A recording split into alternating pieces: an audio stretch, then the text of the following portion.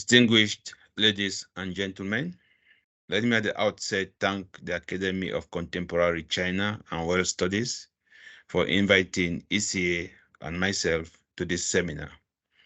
Permit me to use this opportunity to talk about infrastructure development in Africa and the opportunities it offers for a win-win cooperation between the continent and BRICS. Over the years, regional integration, industrialization, enhanced trade, as well as economic and social transformation have been among the key objectives of Africa's development agenda. It is generally acknowledged that adequate infrastructure is a prerequisite to achieving each of these objectives.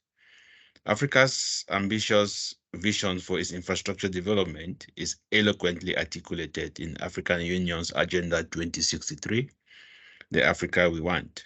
In this regard, Africa aspires to have world-class integrative infrastructure that crisscrosses the continent. Ladies and gentlemen, delivering Africa's infrastructure agenda is a daunting task. According to the Infrastructure Consortium for Africa housed at the African Development Bank, the total commitments to infrastructure investment in Africa in 2020 were 10% lower than in 2029, largely because of the impact of COVID-19. The deadline in infrastructure commitments in Africa during this period, caused by the effect of the pandemic, resulted in an increasing gap between the annual investment needed to provide basic infrastructure services to African population and the actual financing amounts committed to African infrastructure in 2019 and 2020. The African Development Bank estimates the annual cost to achieve basic infrastructure needs in Africa at between 137 and 177 billion US dollars, and the financing gap is estimated at between 59 and 96 billion US dollars. Africa's massive infrastructure gap provides an opportunity for the continent to leapfrog to transformational and sustainable infrastructure development that is inclusive, low carbon, and resource efficient. However, African governments are grappling with the multiple challenges that affect their ability to meet infrastructure financing requirements on the continent. It is therefore imperative to adopt innovative financing mechanisms, particularly those involving the private sector, to complement what African governments themselves already spent on infrastructure development.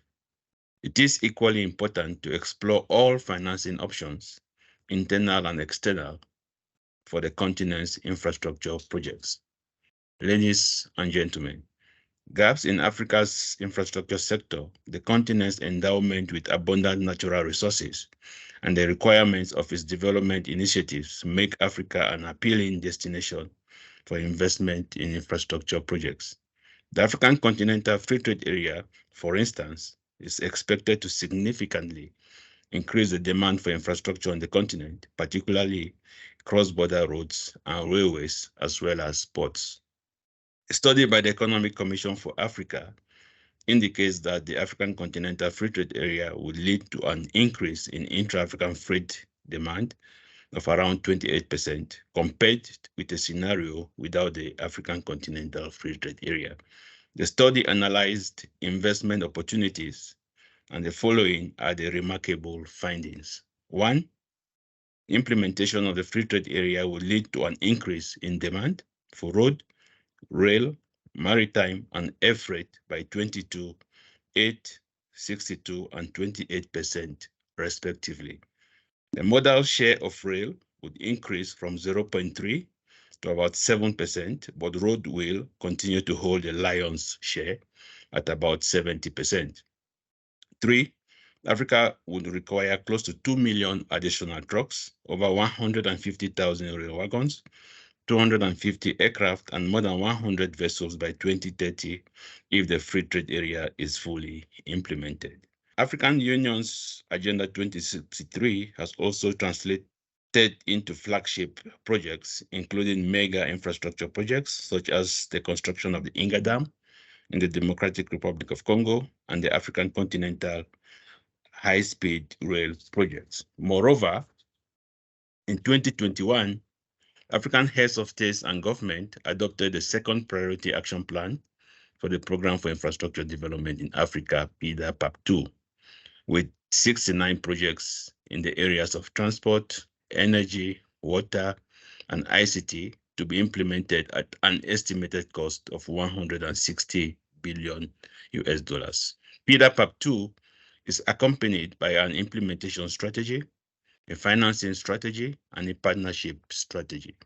The partnership strategy, developed under the leadership of ECA, emphasizes that PIDA should be mainstreamed in Africa's strategic infrastructure partnerships. The strategy places PIDA at the heart of Africa's infrastructure partnerships. In that regard, African countries and organizations seek to leverage all partnerships with non-African countries and organizations that have infrastructure components to foster the implementation of PIDA projects. It stresses that PIDA is the building block for the continent's engagement in regional infrastructure partnerships. Ladies and gentlemen, African Union's Agenda 2063, the African Continental Free Trade Area, and the Program for Infrastructure Development in Africa not only provide huge investment opportunities for BRICS countries, but also an opportunity for them to contribute to the achievement of the continent's trade, industrialization, regional integration, and economic transformation aspirations. It is well known that infrastructure, not only in BRICS countries, but also in other emerging economies and developing countries, is an important component of the BRICS agenda. We also know that over the years, South Africa has been a strong voice for Africa's infrastructure development in BRICS. In that regard, it placed the continent's infrastructure development at the center of the BRICS summits it has hosted. This is quite commendable. It is also encouraging that BRICS leaders have welcomed African Union's vision, aspiration, goals, and priorities for Africa's development enshrined in Agenda 2063. It is particularly noteworthy that they have reaffirmed their support for programs in pursuit of Africa's regional integration and sustainable development. Overall, BRICS institutions, particularly the new Development Bank and institutions in BRICS countries, including national and regional institutions that finance infrastructure projects, appear to be well attuned to Africa's regional infrastructure development aspiration. Their design allows for financing or facilitating the financing of infrastructure projects on the continent. Based on infrastructure policies, institutions created, initiatives launched, and comparative advantages, one would expect BRICS to be a major actor in regional infrastructure development in Africa. However, apart from China, that is not necessarily the case. Let me therefore end with two recommendations to fully harness the potential of BRICS investment in Africa's infrastructure development. One, an Africa BRICS Task Force for Infrastructure Development could be created to agree on priority areas for BRICS investment in Africa.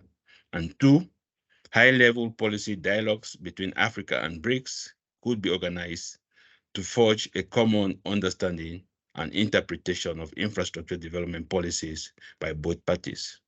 Promoters of Africa's regional infrastructure projects could be targeted for the dialogues. These dialogues could constitute a platform to promote Africa's regional projects and highlight their merits in terms of mutual benefits to Africa and BRICS. And I thank you for your attention.